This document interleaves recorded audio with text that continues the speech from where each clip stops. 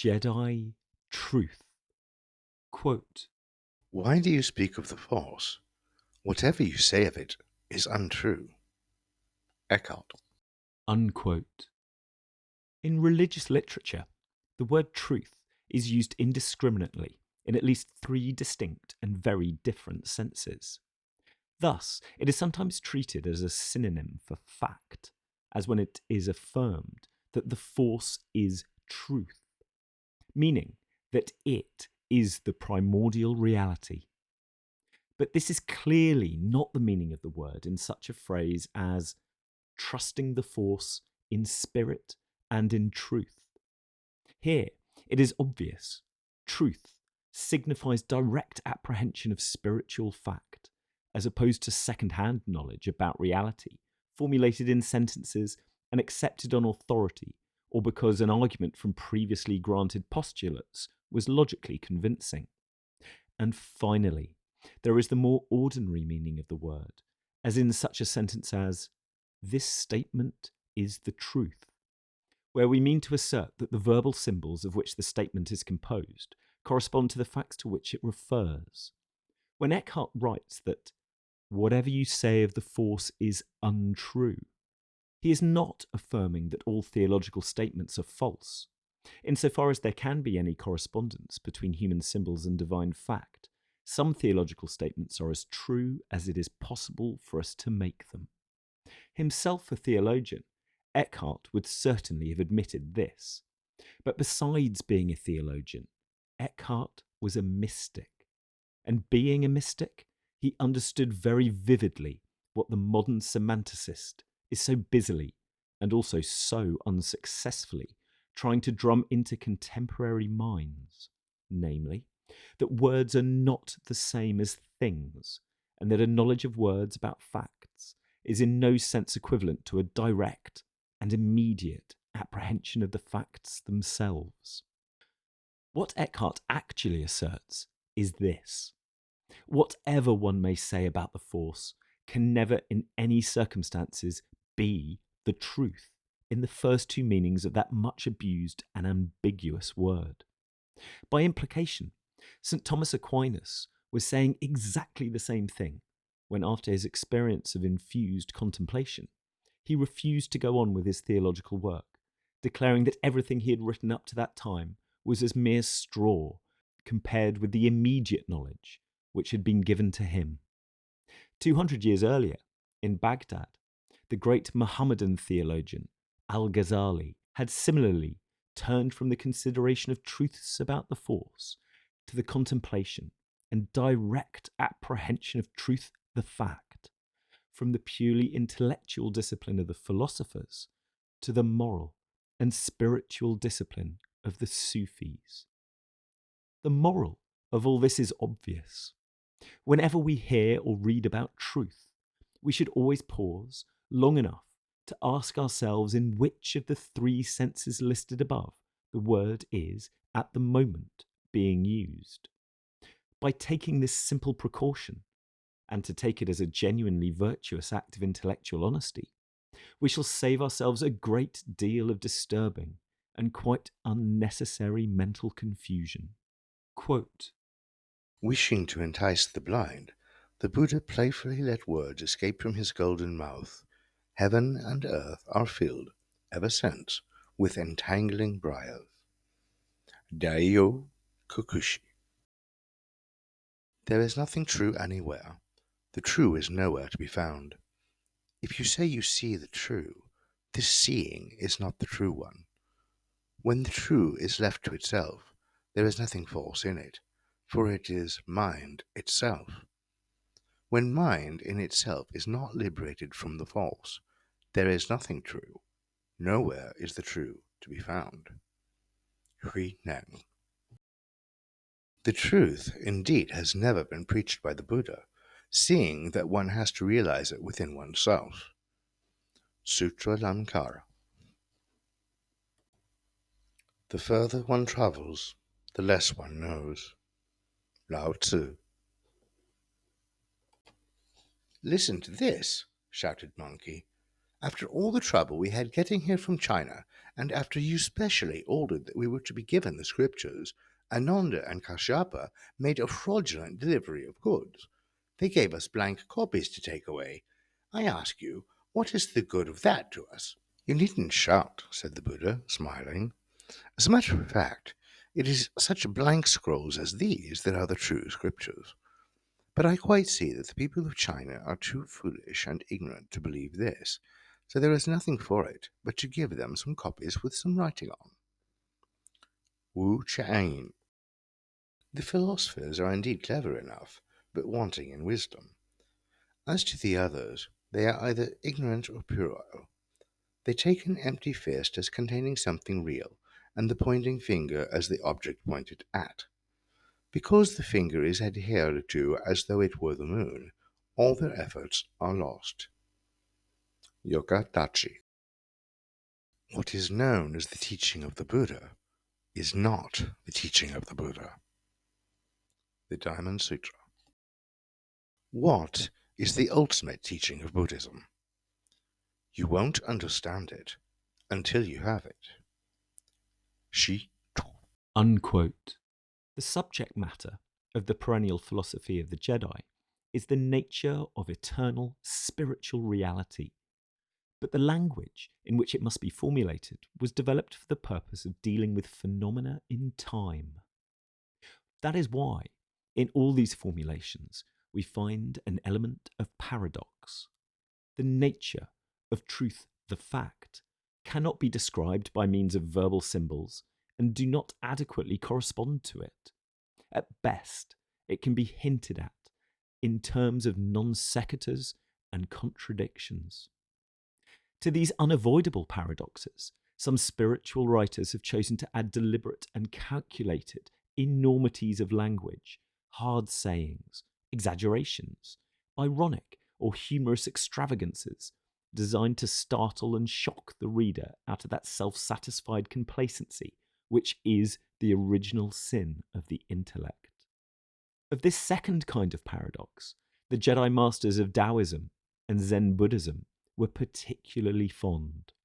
The latter, indeed, made use of paralogisms and even of nonsense as a device for taking the abode of the Force by violence.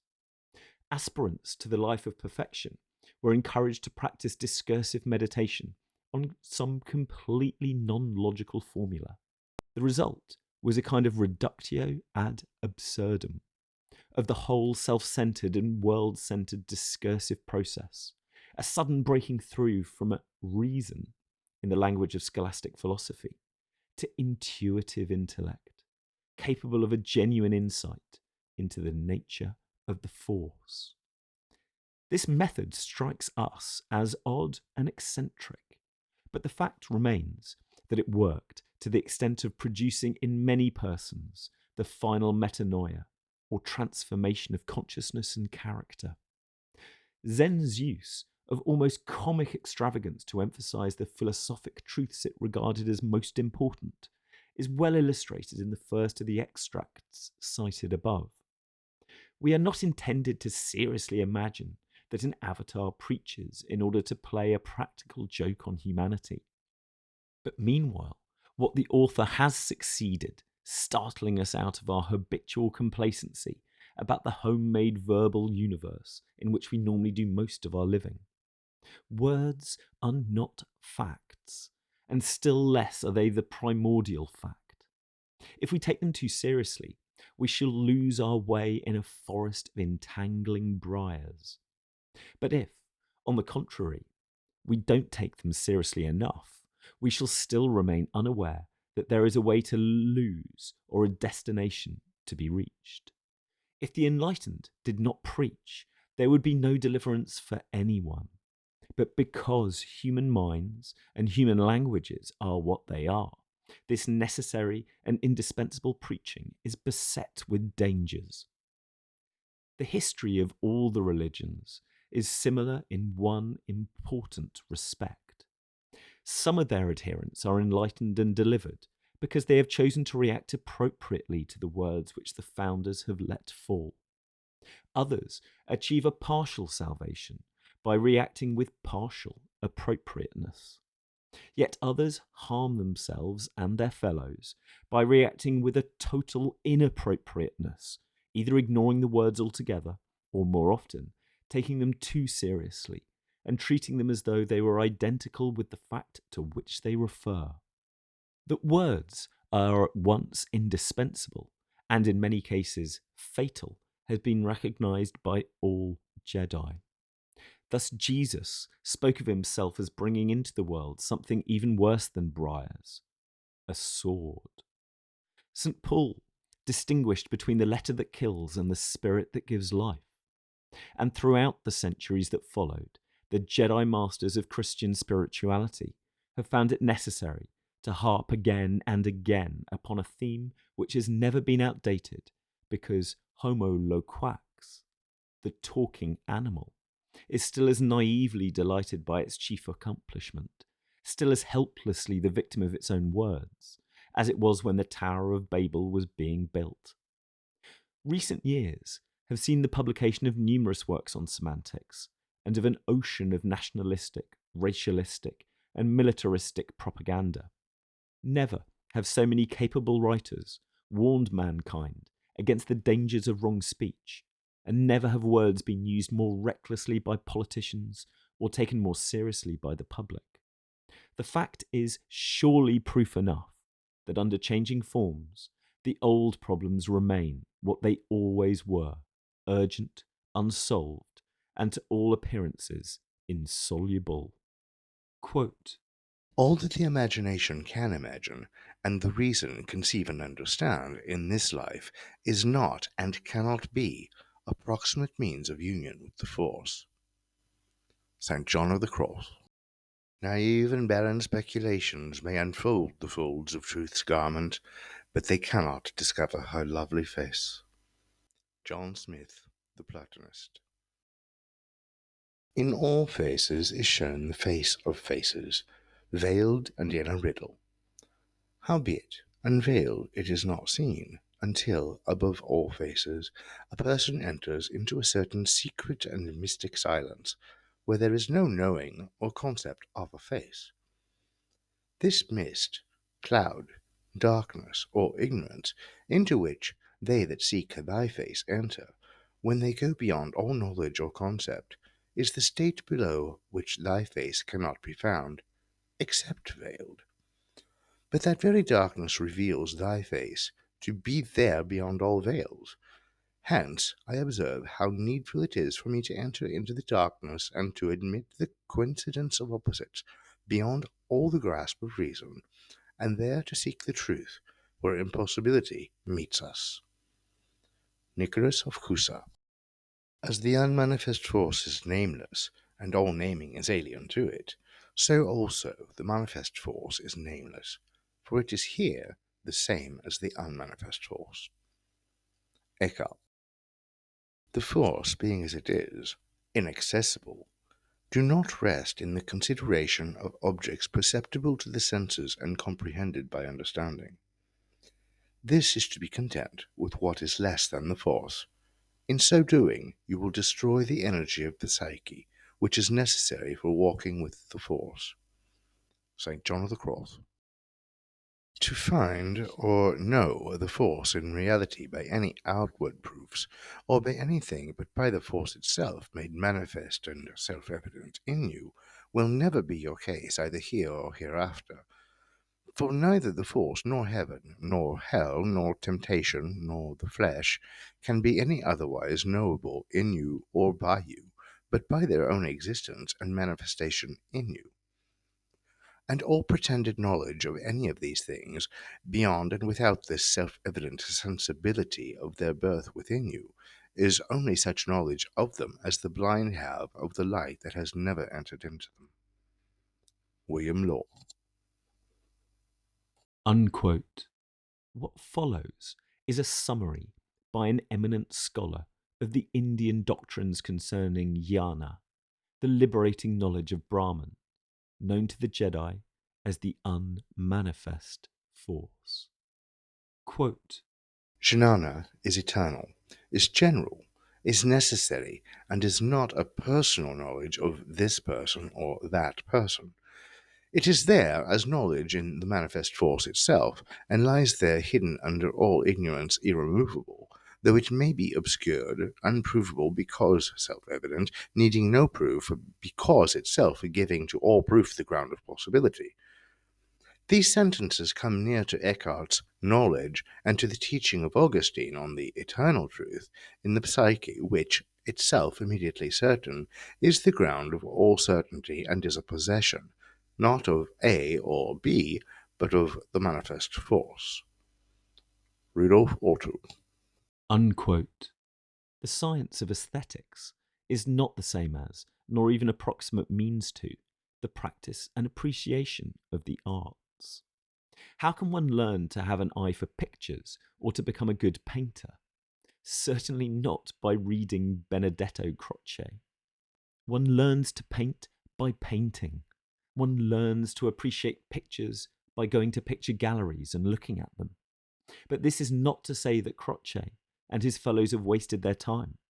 We should be grateful to them for their labours in building up a system of thought by means of which the immediately apprehended significance and value of art can be assessed in the light of general knowledge related to other facts of experience, and in this way and to this extent explained.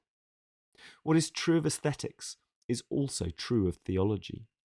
Theological speculation is valuable insofar as it enables those who have had immediate experience of various aspects of the force to form intelligible ideas about the nature of the force and of their own experience of the force in relation to other experiences. And when a coherent system of theology has been worked out, it is useful insofar as it convinces those who study it that there is nothing inherently self-contradictory about the postulate of the force, and that, for those who are ready to fulfill certain conditions, the postulate may become a realized fact. In no circumstances, however, can the study of theology or the mind's assent to theological propositions take the place of what law calls the birth of the force within. For theory is not practice, and words are not things for which they stand. Quote, Theology, as we know it, has been formed by the great mystics, especially St. Augustine and St. Thomas.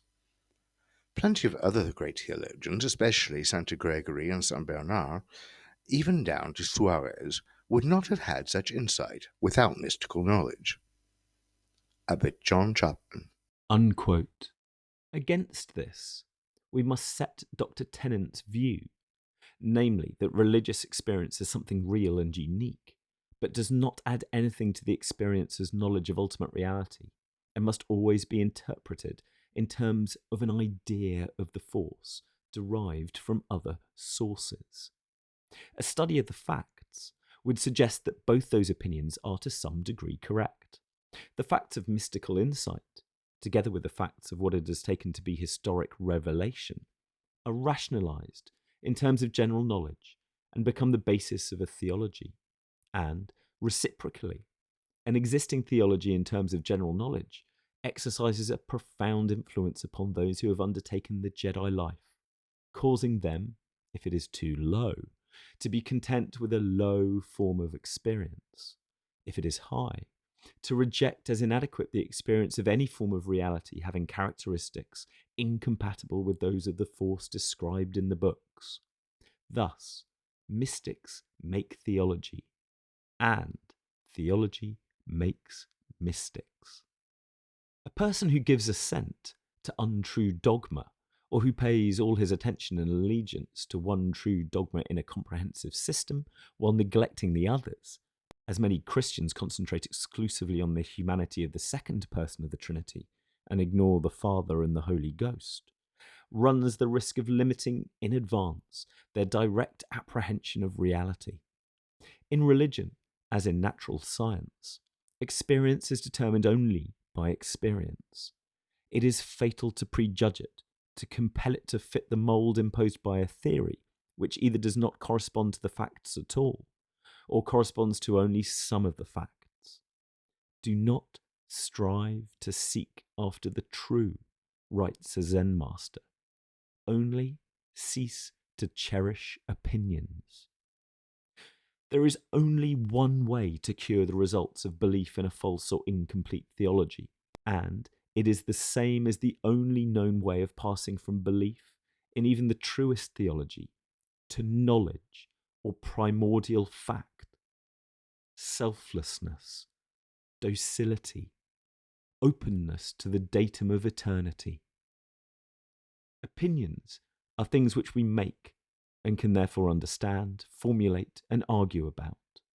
But to rest in the consideration of objects perceptible to the sense or comprehended by the understanding is to be content. In the words of St. John of the Cross, with what is less than the force. Unitive knowledge of the force is possible only to those who have ceased to cherish opinions, even opinions that are as true as it is possible for verbalized abstractions to be. Quote, Up then, noble soul, put on your jumping shoes, which are intellect and love, and leap beyond the worship of your mental powers. Leap beyond your understanding and spring into the heart of the force, into its hiddenness, where you are hidden from all creatures. Eckhart. With the lamp of word and discrimination, one must go beyond word and discrimination and enter upon the path of realization. Lankavatara Sutra. unquote. The word intellect is used by Eckhart in the scholastic sense of immediate intuition. Intellect and reason, says Aquinas, are not two powers, but distinct as the perfect from the imperfect. The intellect means an intimate penetration of truth, the reason, inquiry, and discourse. It is by following and then abandoning the rational and emotional path of word and discrimination that one is enabled to enter upon the intellectual or intuitive path of realization. And yet, in spite of the warnings pronounced by those who, through selflessness, have passed from letter to spirit and from theory to immediate knowledge, the organized Christian churches have persisted in the fatal habit of mistaking means for ends. The verbal statements of theology's more or less adequate rationalizations of experience have been taken too seriously and treated with the reverence that is due only to the fact they are intended to describe. It has been fancied that souls are saved if assent is given to what is logically regarded as the correct formula, and lost if it is withheld. The word filioque may not have been the sole cause of the schism between the Eastern and Western churches, but it was unquestionably the pretext and casus belli.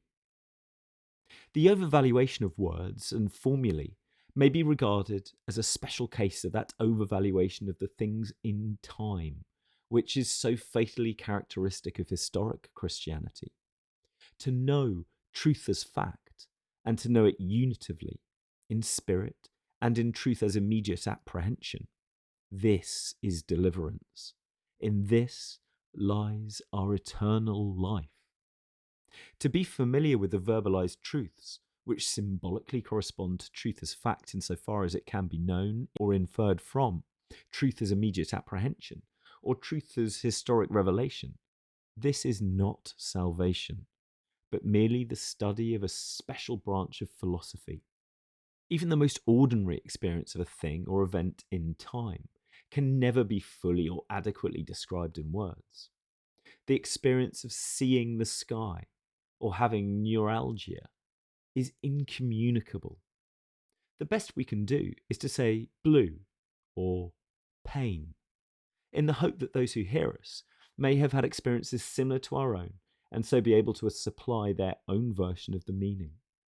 The force, however, is not a thing or event in time, and the time-bound words which cannot do justice even to temporal matters are even more inadequate to the intrinsic nature and our own unit of experience of that which belongs to an incommensurably different order.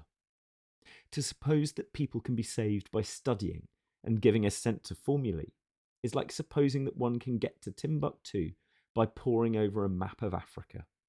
Maps are symbols, and even the best of them are inaccurate and imperfect symbols. But to anyone who really wants to reach a given destination, a map is indispensably useful, as it indicates the direction in which the traveller should set out on, and the roads which they must take. In later Buddhist philosophy, words are regarded as one of the prime determining factors in the creative evolution of human beings. In this philosophy, 5 categories are being recognized: name, appearance, discrimination, right knowledge, and suchness. The first 3 are related to evil, the last 2 to good. Appearances are discriminated by the sense organs, then reified by naming, so that words are taken for things and symbols are used as the measure of reality.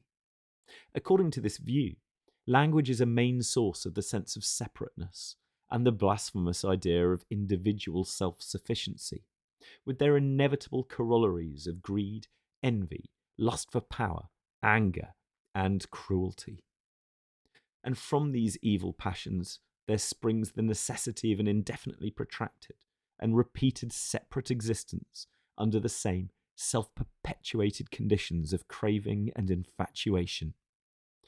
The only escape is through a creative act of the will, assisted by the force, leading through selflessness to right knowledge, which consists, among other things, in a proper appraisal of names, appearances, and discrimination.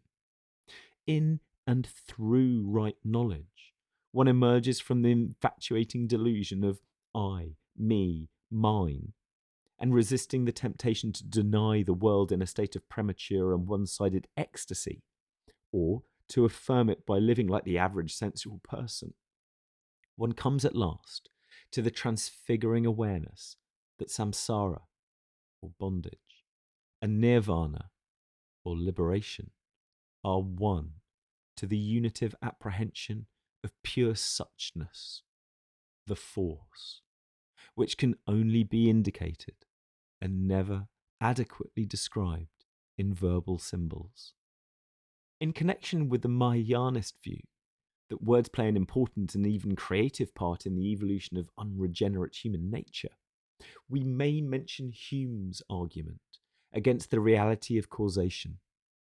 These arguments start from the postulate that all events are loose and separate from one another, and proceed with faultless logic to a conclusion that makes complete nonsense of all organised thought or purposeful action.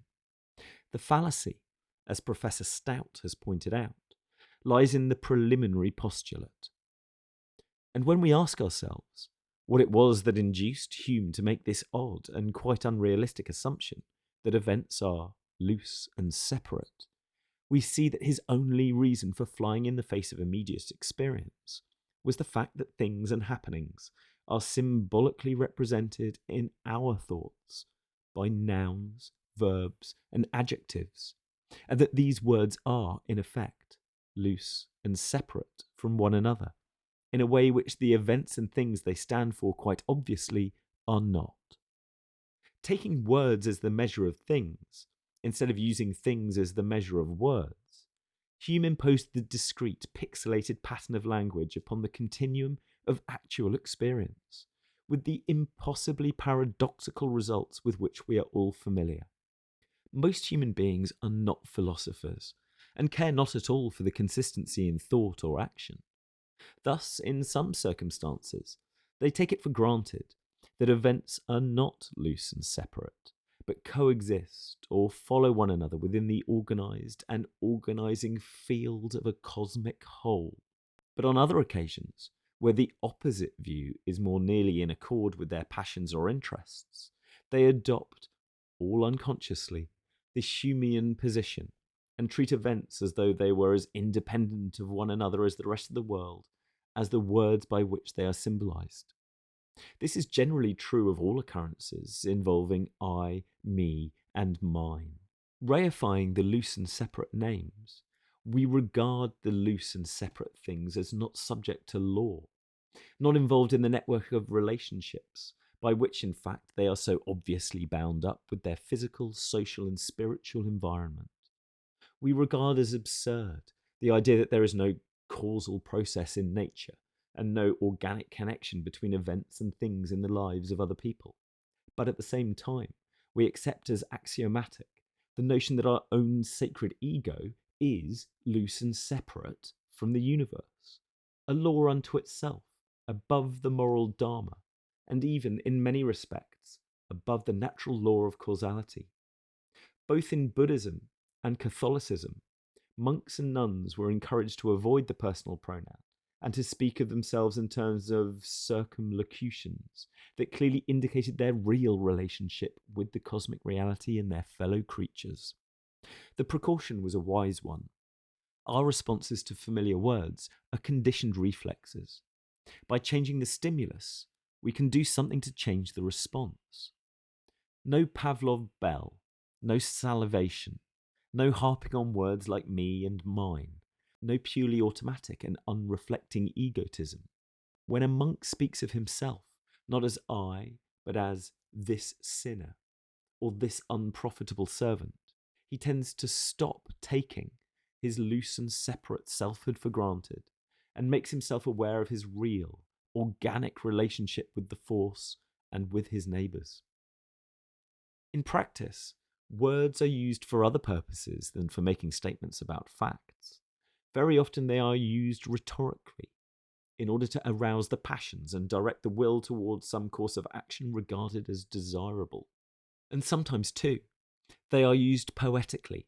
That is to say, they are used in such a way that besides making a statement about real or imaginary things and events, and besides appealing rhetorically to the will and the passions, they cause the reader to be aware that they are beautiful. Beauty, in art or nature, is a matter of relationships between things, not in themselves intrinsically beautiful.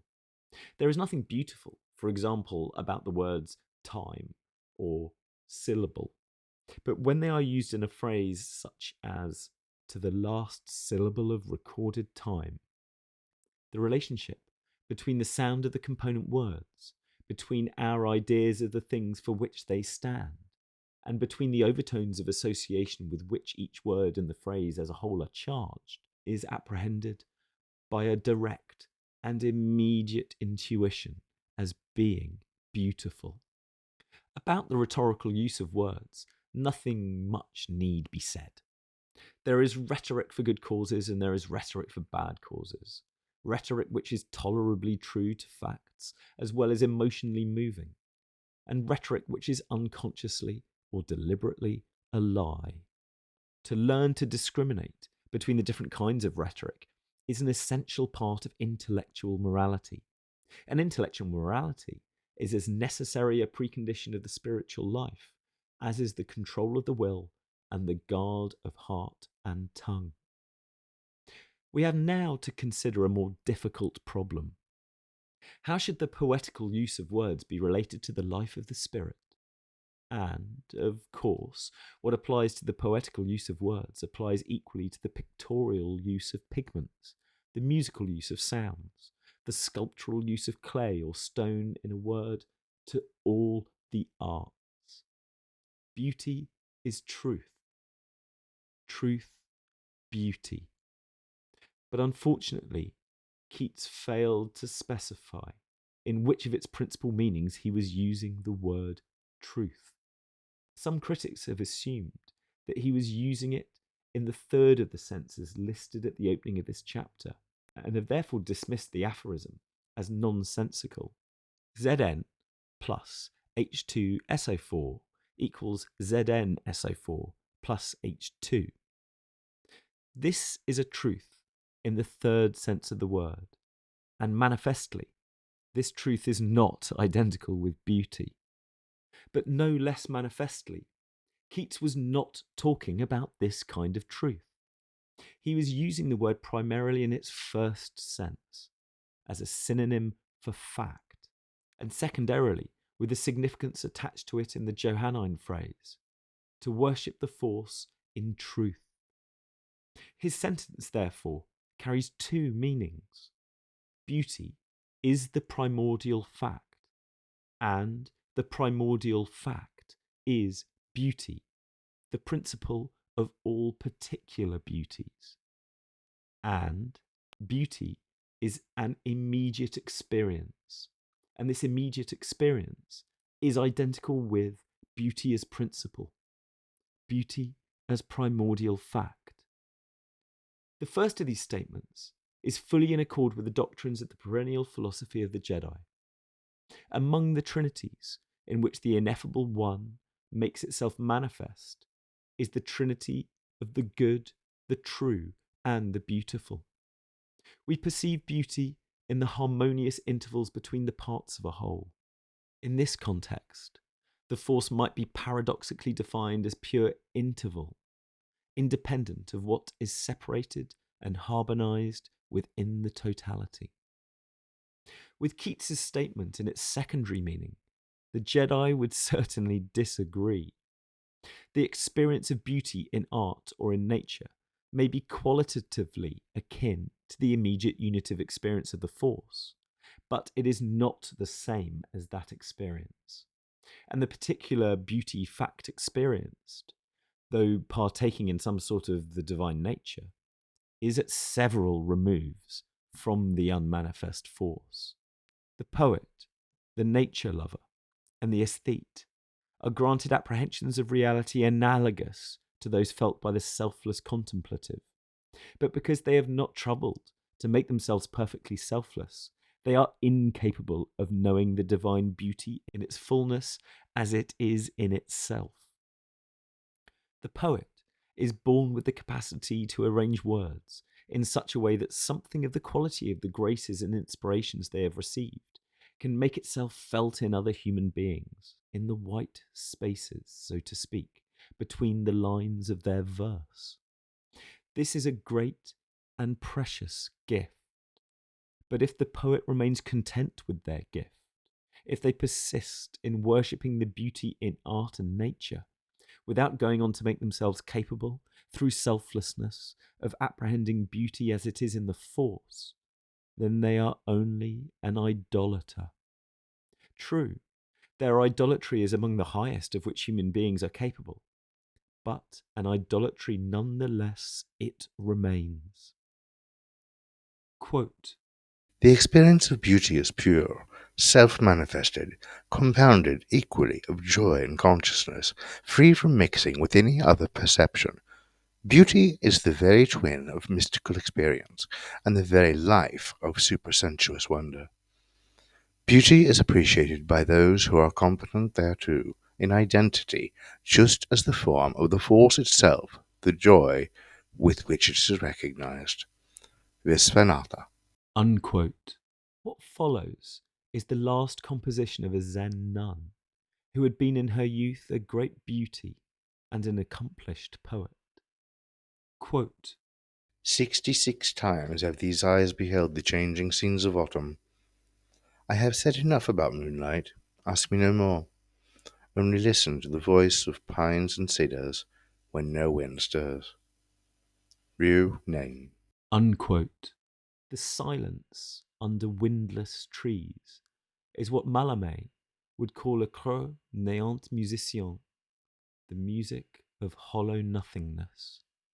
But whereas the music for which the poet listened was merely aesthetic and imaginative, it was to pure suchness that the self-naughted contemplative was laying herself open. Be still and know that I am the Force. Quote, This truth is to be lived.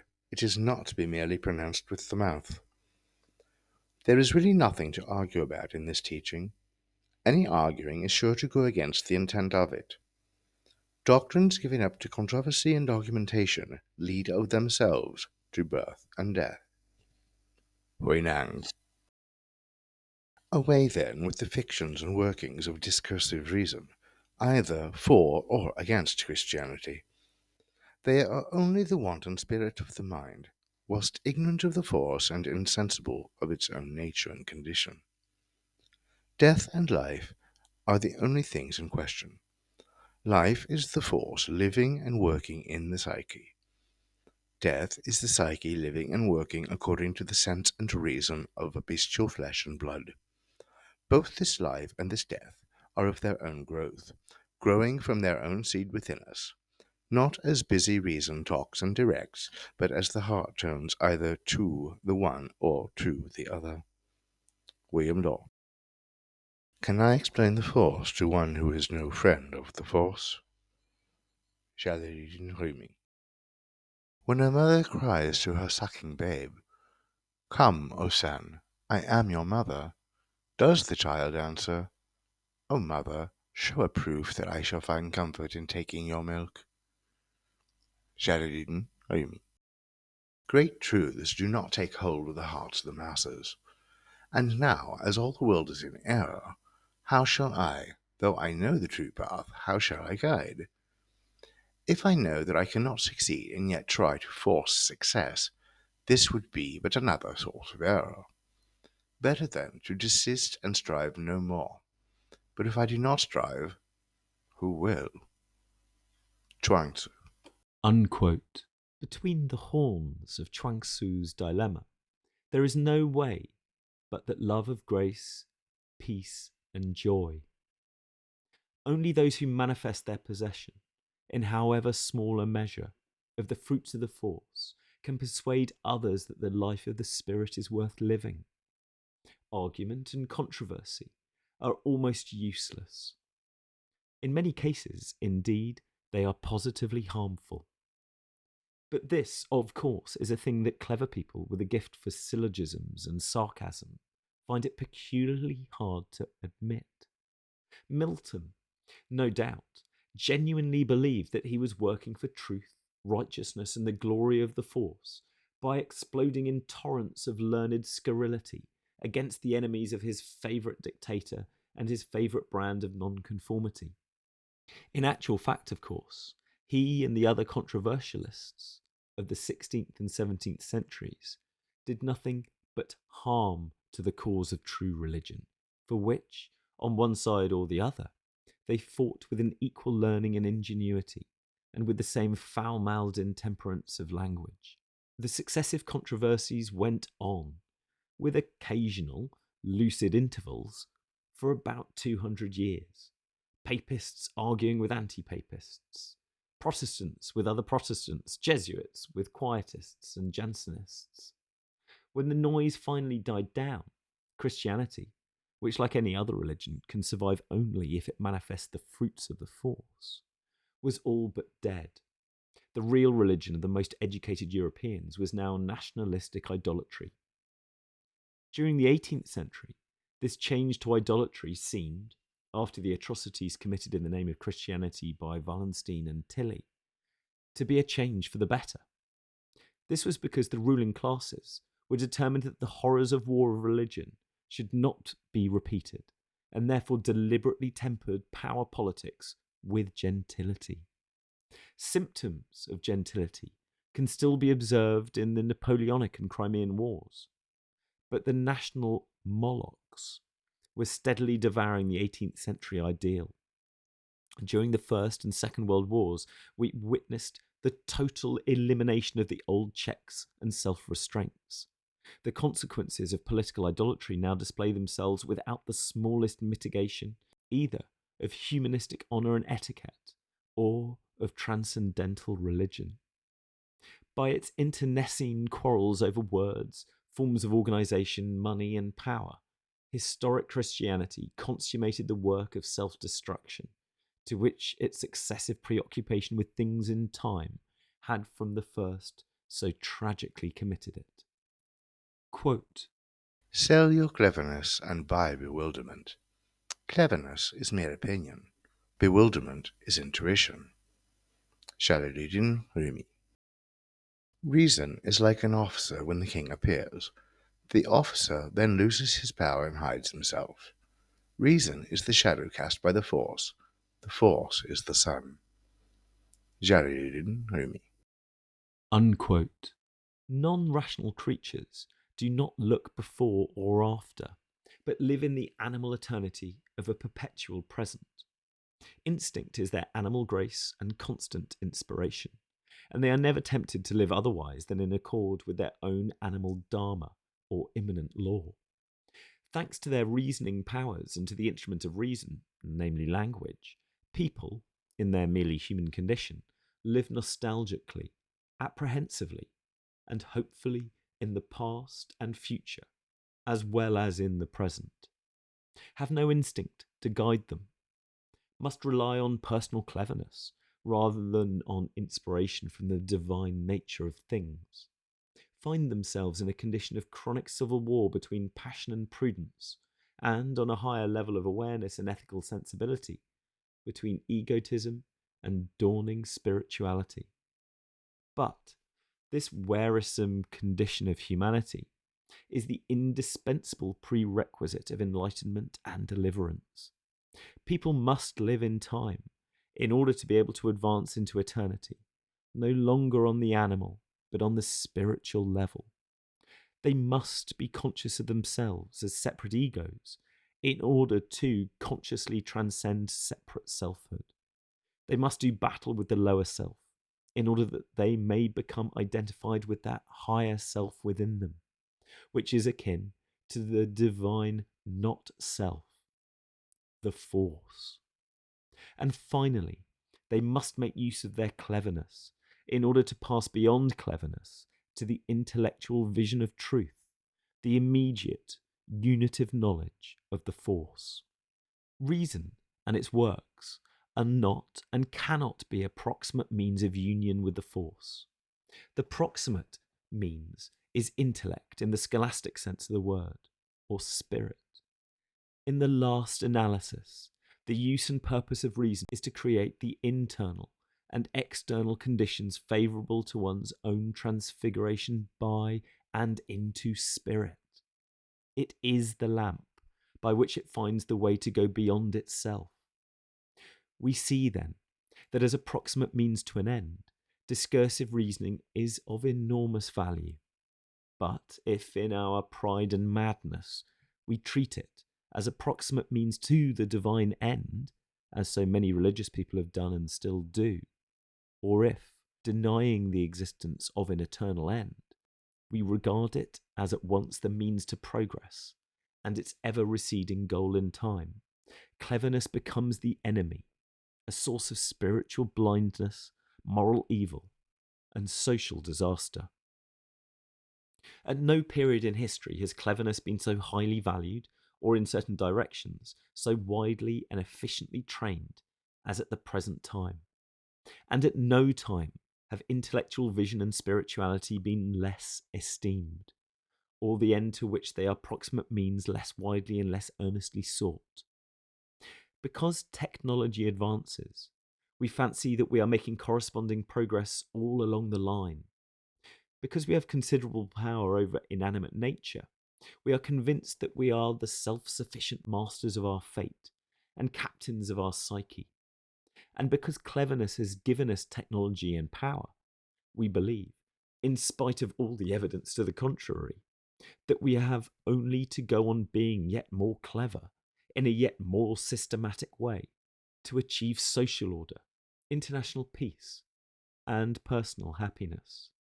In Wu Cheng-en's extraordinary masterpiece, so admirably translated by Mr. Arthur Waley, there is an episode at once comical and profound in which Monkey, who in the allegory is the incarnation of human cleverness, gets to heaven and there causes so much trouble that at last Buddha has to be called in to deal with him.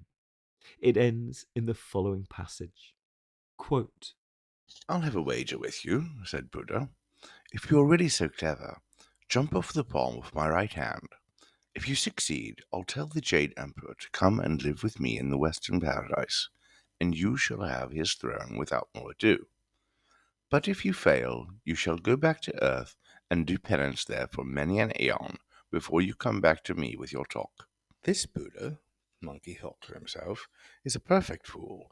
I can jump 108,000 leagues, while his palm cannot be as much as 8 inches across. How could I fail to jump clear of it? You're sure you're in a position to do this for me? He asked. Of course I am, said the Buddha. He stretched out his right hand, which looked about the size of a lotus leaf. Monkey put his cudgel behind his ear and leapt with all his might. That's all right, he said to himself. I'm right off it now. He was whizzing so fast that he was almost invisible, and Buddha, watching him with the eye of wisdom, saw a mere whirligig shoot along. Monkey came at last to the 5 pink pillars sticking up into the air. This is the end of the world, said Monkey to himself. All I have got to do is go back to Buddha and claim my forfeit. The throne is mine. Wait a minute, he said presently. I'd better just leave a record of some kind in case I have trouble with Buddha. He plucked a hair and blew it on with magic breath, crying, Change! It changed at once into a writing brush charged with heavy ink, and at the base of the central pillar he wrote, The greatest sage, equal to heaven, reached this place. Then, to mark his disrespect, he relieved nature at the bottom of the first pillar and somersaulted back to where he had come from. Standing on Buddha's palm, he said, Well, I have gone, come back. You can go and tell the Jade Emperor to hand over the palaces of heaven. You stinking ape, said the Buddha. You've been on the palm of my hand all the time. You're quite mistaken, said Monkey. I got to the end of the world, where I saw the 5 flesh-colored pillars sticking up into the sky. I wrote something on one of them. I'll take you there and show you, if you like. No need for that, said the Buddha. Just look down. Monkey peered down with his fiery, steely eyes, and there at the base of the middle finger of Buddha's hand he saw written the words, The great sage equal to heaven reached this place. And from the fork between the thumb and the first finger came a smell of Monkey's urine. From Monkey. Unquote. And so, having triumphantly urinated on the proffered hand of wisdom, the monkey within us turns back, and full of a bumptious confidence in his own omnipotence, sets out to refashion the world of beings and things into something nearer to his heart's desire. Sometimes his intentions are good, sometimes consciously bad.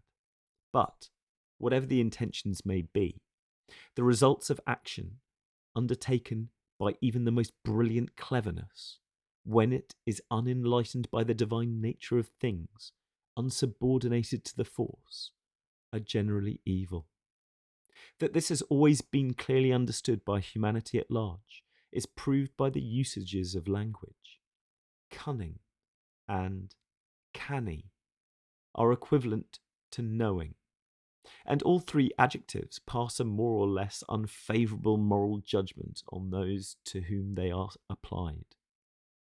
Conceit is just concept, but what a person's mind conceives most clearly is the supreme value of his own ego.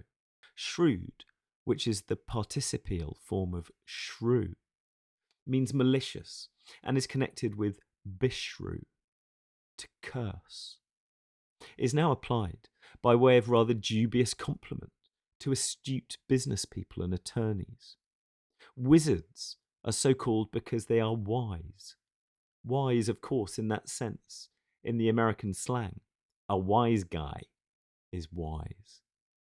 Conversely, an idiot was once popularly known as an innocent.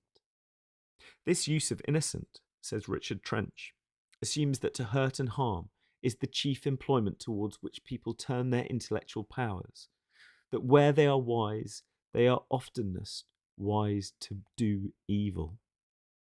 Meanwhile, it goes without saying that cleverness and accumulated knowledge are indispensable, but always as means to proximate means, and never as proximate means, or what is even worse, as ends in themselves.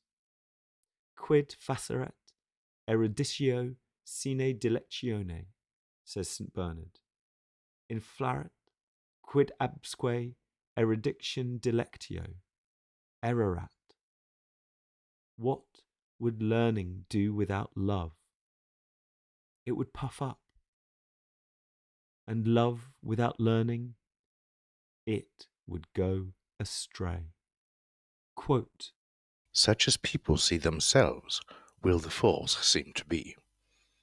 John Smith, the Platonist. The minds of people perceive second causes, but only prophets perceive the action of the first cause. Jalaluddin Rumi. unquote. The amount and kind of knowledge we acquire depends first upon the will and second upon our psychophysical constitution and the modifications imposed upon it by the environment and our own choices. Thus, Professor Burkitt has pointed out that where technological discovery is concerned, humanity's desire has been the important factor. Once something is definitely wanted, again and again it has been produced in an extremely short time. Conversely, nothing will teach the Bushmen of South Africa to plant and herd. They have no desire to do so. The same is true in regard to ethical and spiritual discoveries. You are as holy as you wish to be, was the motto given by Risebrook to the students who came to visit him. And he might have added, you can therefore know as much of reality as you wish to know. For knowledge is in the knower according to the mode of the knower, and the mode of the knower is, in all certain respects, within the knower's control. Liberating knowledge of the Force comes to the pure in heart and the poor in spirit, and though such purity and poverty are enormously difficult to achieve, they are nevertheless possible to all. Quote, She said, moreover, that if one would attain purity of mind, it was necessary to abstain altogether from any judgment on one's neighbour, and from all empty talk about their conduct. In creatures, one should always seek only for the will of the Force. With great emphasis, she said, for no reason whatever should one judge the actions of creatures or their motives. Even when we see that it is an actual sin, we ought not pass judgment on it, but have holy and sincere compassion, and offer it up to the Force with humble and devout prayer. From the Testament of St. Catherine of Siena, written down by Tommaso di Petra. unquote. This total abstention from judgment upon one's fellows is only one of the conditions of inward purity. The others have already been described in the chapter on mortification. Quote, Learning consists in adding to one's stock day by day. The practice of the Force consists in subtracting day by day, subtracting and yet again subtracting until one has reached inactivity. Lao Tzu. unquote. It is the inactivity of self-will and ego-centered cleverness that makes possible the activity within the emptied and purified psyche of the eternal Force. And when eternity is known in the heights within, it is also known in the fullness of experience outside in the world. Quote, Have you ever experienced a glorious eternity in a winged moment of time? Have you ever seen a bright infinite in the narrow point of an object? Then you know what spirit means. The pinnacle to which all things ascend harmoniously, where they meet and sit contentedly in an unfathomed depth of life. Peter Sterry.